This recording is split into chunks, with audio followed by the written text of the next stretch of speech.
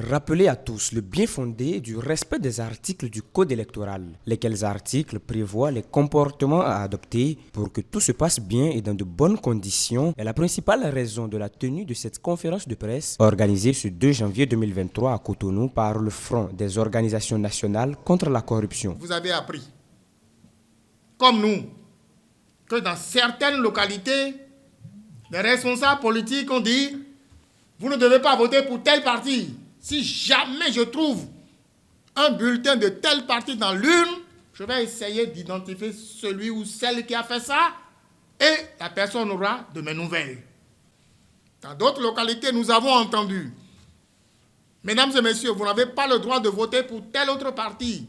Si vous votez pour tel autre parti, vous n'aurez rien au cours de l'année. Vous devez voter pour tel autre parti parce qu'en votant à ce parti-là, vous aurez ceci, vous aurez cela, vous aurez ceci, vous aurez cela. » L'article 50 du Code électoral interdit de faire comme ça. Et voilà pourquoi nous sommes là pour rappeler aux uns et aux autres que les responsables politiques qui s'adonnent à cette pratique ne sont pas les bienvenus. Outre l'article 50, plusieurs points d'honneur ont été effectués sur les articles 55, 56, 57, 97 et 123 par le premier responsable du FONAC, le président du FONAC, qui dit se baser sur les renseignements de ses agents de terrain et ses points focaux, fait savoir que le non-respect de ces articles ne permet pas une égalité de chance des candidats aux yeux des électeurs. L'article 56.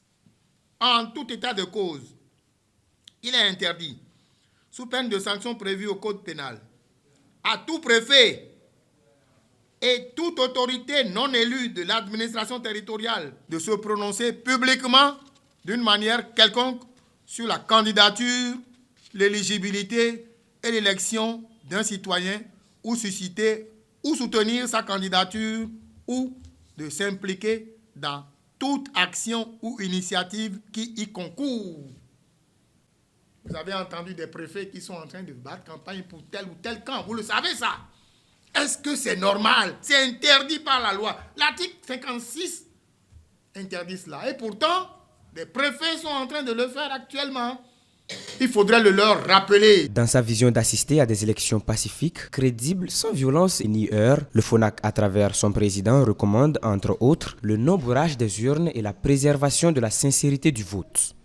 Nous recommandons à ce que nous disons non au vote des étrangers, nous puissions faire en sorte que, à tous les niveaux, il n'y ait pas falsification des documents électoraux.